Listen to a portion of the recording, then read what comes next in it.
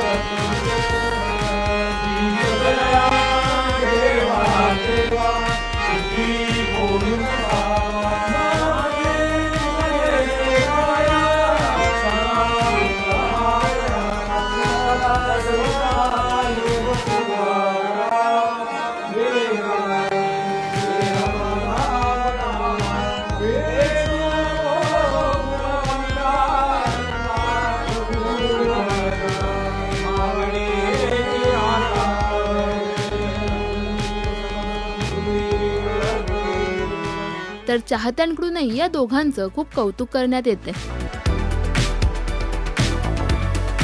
मुग्धा आणि प्रथमेशची भजन सेवा तुम्हाला कशी वाटली हे आम्हाला कमेंट्समध्ये नक्की सांगा।